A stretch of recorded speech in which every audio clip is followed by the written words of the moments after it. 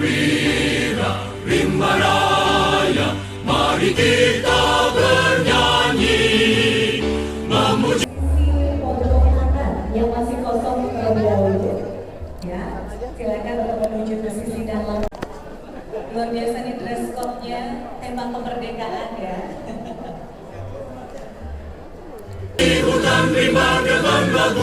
Om Swastiastu, Namo Buddhaya, salam kebajikan.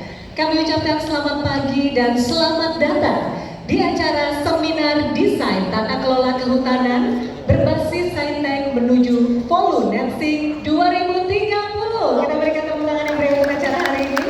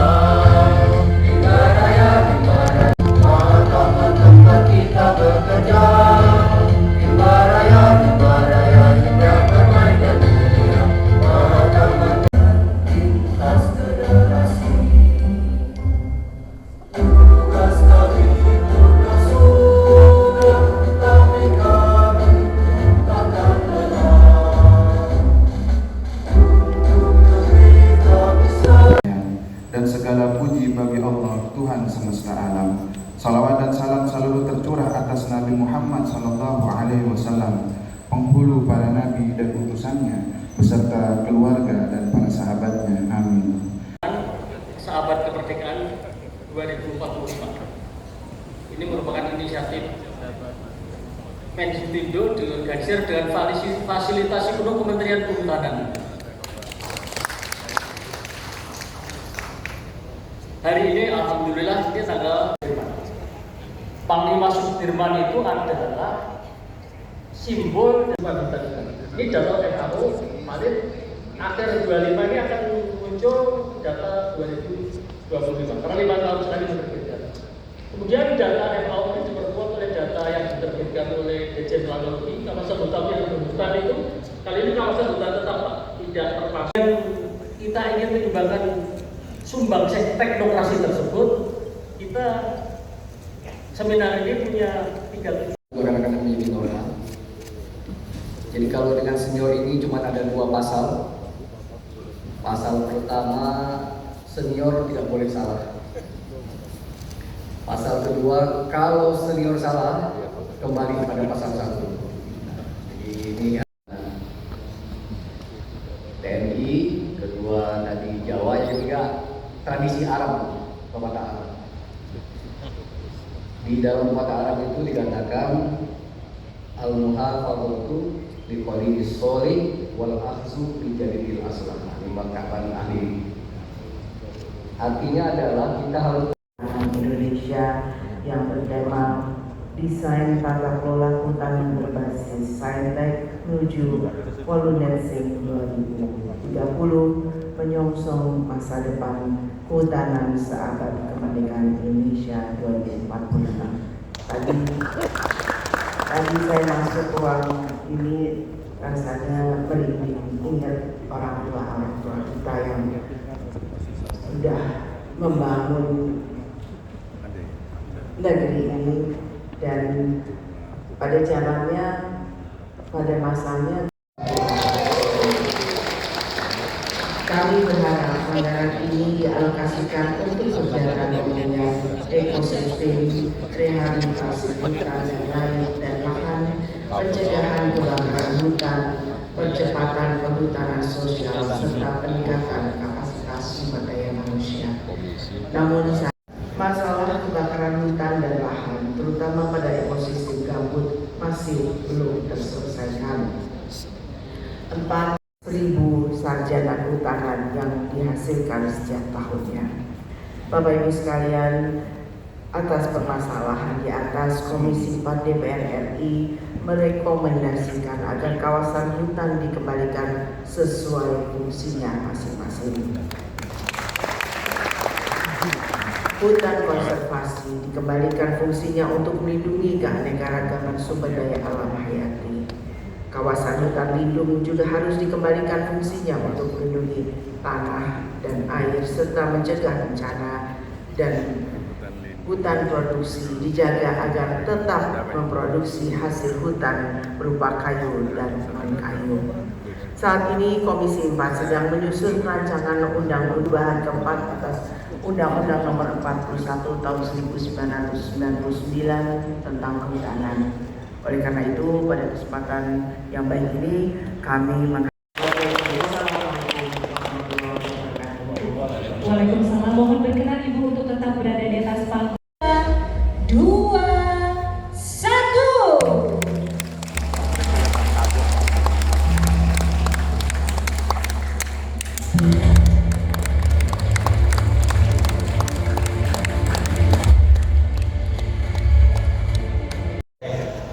Pak Haryadi Imawan, Dr.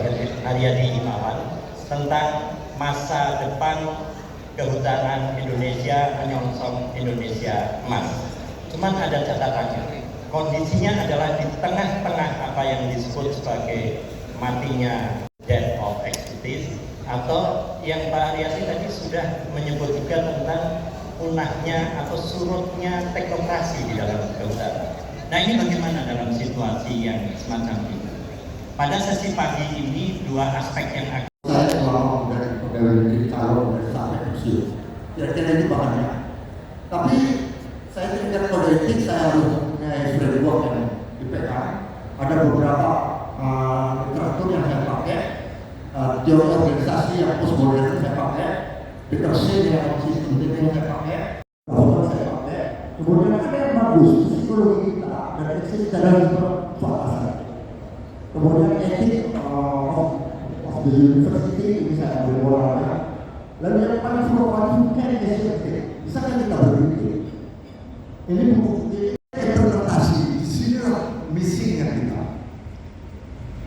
Boleh dengan birokrat kita birokrat ada di meja, tapi pada ujungnya kita berekspresi menghasilkan kinerja jika scientific. Mengapa dulu KPK saya paksa lain sains dan etika? Nah, di sini ada coba Mas Mas. Oke, jadi di situ arena pelaksanaan. Jadi kalau kita memakai pasal ini, kalau kita tidak memakai total ekonomi kita tidak akan bisa merancang tata kedaulatan yang tepat. Karena tentu ada manfaat kita tidak minat, karena kita tidak memahami itu. Dan yang kedua, mencegah eksploitasi kemudian penguatan kita, kemudian distribusi manfaat multi kita dan juga praktis. Bapak Ibu sekalian, multi ini macam-macam, berinteraksi, berkontribusi, bernegosiasi untuk satu negara dan tata kelola hutan ke depan sebetulnya. Tapi kalau sektor hutan selalu di kita juga punya Red Plus. Kalau dulu banyak yang menyebut orang-orang iklim itu pengukir langit, tapi kami ingin menceritakan hari ini bahwa kami juga sampaikan ke kita semua. Jadi semangat untuk teman-teman yang bekerja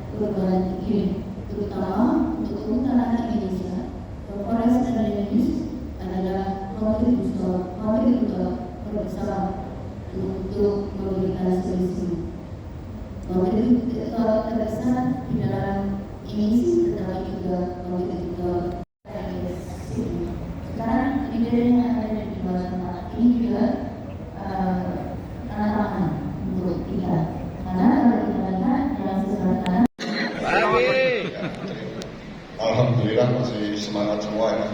Yang terhormat Bapak-bapak dari Komisi 4 DPR RI dan juga para senior, juga para pejabat. Sementara ada untuk kepastian dari sisi partisipatif itu kan bagaimana sehingga memastikan ada unit yang bertanggung jawab di National Correspondence System, yaitu adalah Balaguti. Secara struktural. Tapi kalau kemudian kita coba identifikasi misalnya terkait dengan persyaratan pengeluaran kawasan hutan yang kemudian itu ditambahkan ada daerah yang strategis, di mana kemudian ada konsumsi hijau misalnya yang dimaksud sebagai daerah strategis, misalnya kemudian masuk ke daerah yang disebut sebagai proyek strategis nasional di situ, di mana misalnya SOP atau prosedur yang harus dilakukan misalnya dalam penerapan batas inventarisasi yang ketiga tidak perlu dilakukan, atau misalnya tidak perlu menetapkan tata batas atau batas. Ini kemudian kita itu tidak bisa kita laksanakan. Apakah ini sebenarnya secara berbeda? Kalau saya sebagai orang hukum yang memang awam terkait dengan scientific evidence sendiri, tetapi setidaknya dari Undang-Undang 567 apakah ini sudah muncul? Rejim tata ruang ada ini sudah muncul. Artinya ini sebenarnya sudah menjadi semacam kaidah konservasi yang sifatnya universal. Lepas bahwa akan oleh PBB 23 tahun 2021. Mohon setidaknya untuk ahli PPK lanjut juga memang ada profesi tidak mustahil.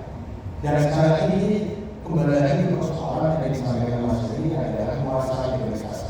Tadi juga singgung oleh Pak Haryadi clear bahwa ahli PPK ini itu adalah pendekatan berbasis saintek yang tadi kemudian ada kata-kata inovasi dan profesionalisme ya Pak, dari Pak Abis menangkapnya, sehingga tentu menarik kalau menamakan teknokrasi yang nampaknya nanti ada awalnya bahwa teknokrasi ini berbasis top down misalnya, kemudian dikawinkan dengan bagaimana praktek yang berada di lapangan, terutama terkait dengan pesisir bodoh, kan kalau keutamaan kan ada biologi, ambiennya.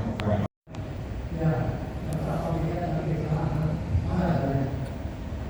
ada di mana untuk manusia di sini berkali-kali yaitu sebenarnya saya sudah berkata bahwa yang pertama kita yaitu kejujuran. Para penegak ini harus dibesarkan. Apresiasi atas pertemuan seminar ini dan kawasan dengan sumber untuk kami dan teman-teman secara mudah terus ininya mengembangkan akan melihat dari sisi pragmatis kondisi kehutanan saat ini. Dulu kita melakukan di bawah secara baru. Kemudian menjadikan konteks nasional bagaimana mengindas ada kerjasama antara berbagai stakeholder, terutama komando. Bukan tadi itu, karena identitas diskriminasi itu memang menyenangkan. Tantangannya adalah semakin menipis, kelembagaan yang semakin tidak bisa mempunyai. Baik, judul awalnya sesuai dengan permintaan ini, kemungkinan membangun ekosistem hutan tanaman sawit. Ya, tapi saya hilangkan kemungkinan karena ini sudah sebenarnya sudah tidak perlu kemungkinan, tinggal kita mau atau tidak. Ini juga terpenuhi. Ya. Kemudian kriteria 3. Nah, kriteria 3 itu termasuk private property, common property yang banyak bukti bahwa dia lanjut.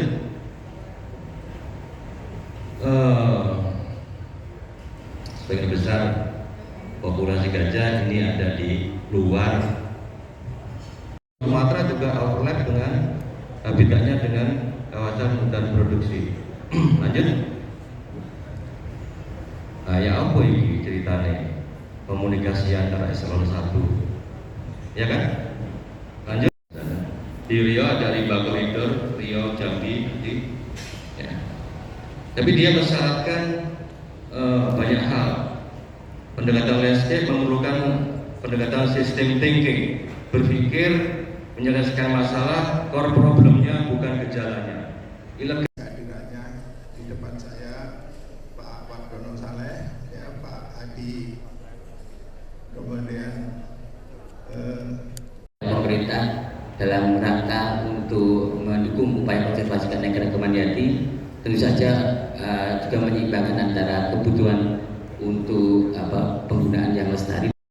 Jadi kedua setelah India yang 2023-2024 itu ketiga setelah Cina, ini diproyeksikan akan lebih tinggi. Nah, yang jadi tantangan adalah kalau tadi Pak Bejo melihat bahwa ini industri kehutanan mulai menurun, ini gimana kita bisa catch up dengan melihat kekayaan hayati kita yang sangat tinggi, dan bagaimana kita bisa mendapatkan manfaat tidak hanya ekonomi tapi juga ekonomi.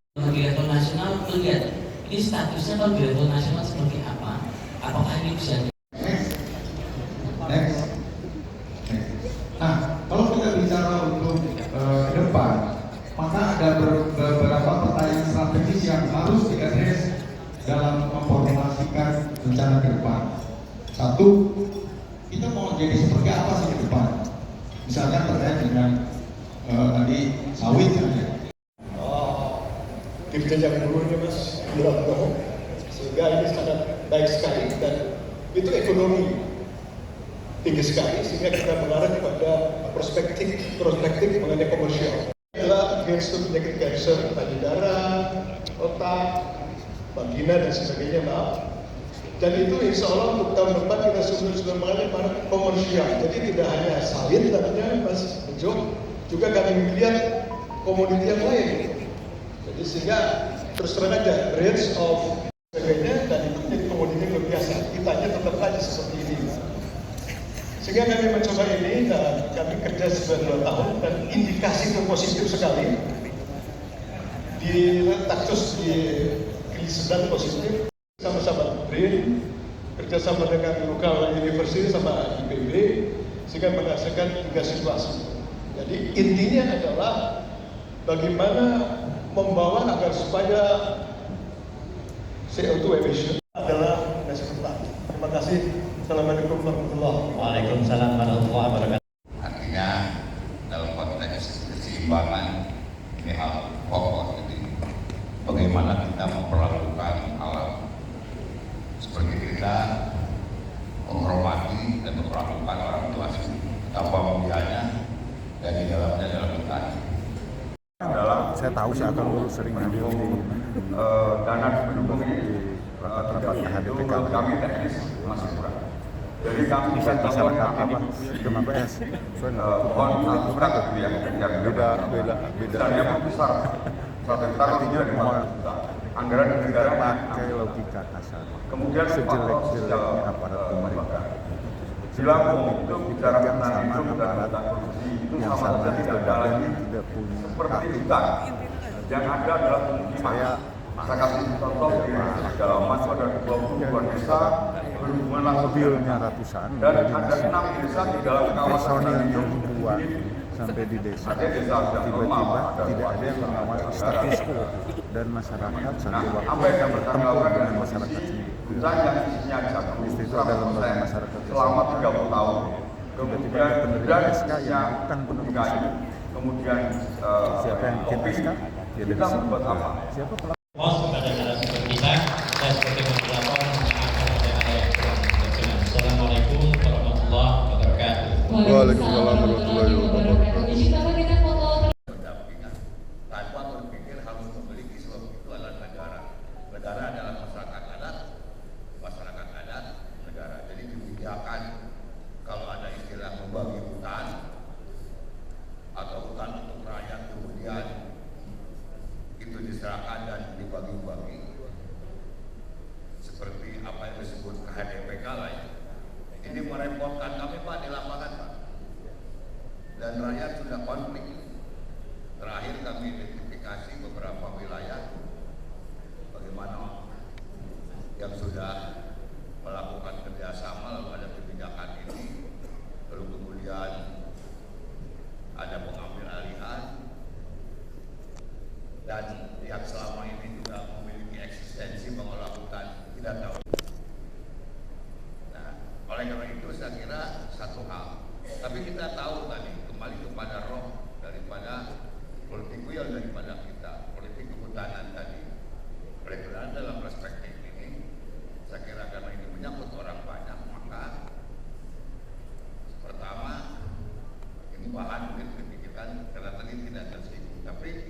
kita lihat bahwa ada korelasi dan ada hubungan tentang kebijakan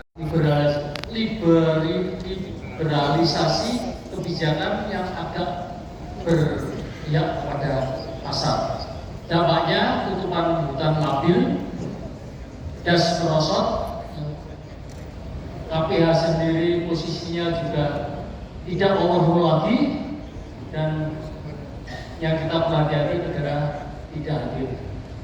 Paling kan di dalam seminar ini regulasi harus ada batas. Nah, di sini akan berlaku kewenangan diskresi. Ya, diskresi hanya bisa kalau punya landasan teknokrasi. Kita tadi melihat bagaimana seperti Dr. Ruslanti dari Pak Ruslanti udah pulang. Dr. Ruslanti dari YKAN itu bisa juga menampilkan pemikiran-pemikiran dan juga teman-teman yang lain. Kalau Pak Bejo, Pak Wiratno kan mantan ya, pantes lah. Tapi ternyata kita menemukan Mas Ulum tadi juga ya, itu saya pikir ini satu pembelajaran untuk birokrasi, untuk regulator, bahwa berilah kesempatan juga untuk para pihak untuk berbagi kemenangan, bukan berbagi kemenangan, berbagi peran. Yang kedua, namanya landscape banyak mendapat sorotan, dan ternyata landscape ini bukan sekedar bentang alam, tapi kita bisanya di dalam skop landscape itu kita bicara biodiversity, bisa bicara hutan alam, bisa bicara sawit juga, bisa bicara juga pemerintahan. Ini yang saya berkali-kali di masih kecil saya agak dibaca. Depan ini Kementerian Kehutanan menganggarkan 3.000 hektar paslegisasi. Sampai di mana ini?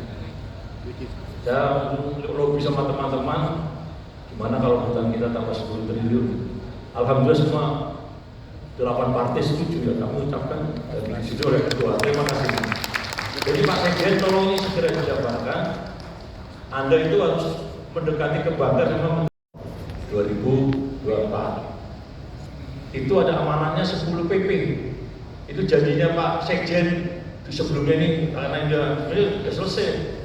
Pak Sekjen Bambang itu 1 tahun kan Bang ya, setahun ini udah lewat. Jangan sampai nanti rapat di Komisi 4 sampai dikerjain saya yang enak kalau dikerjain teman sendiri. Tolong yang 10 PP itu bisa dikerjakan.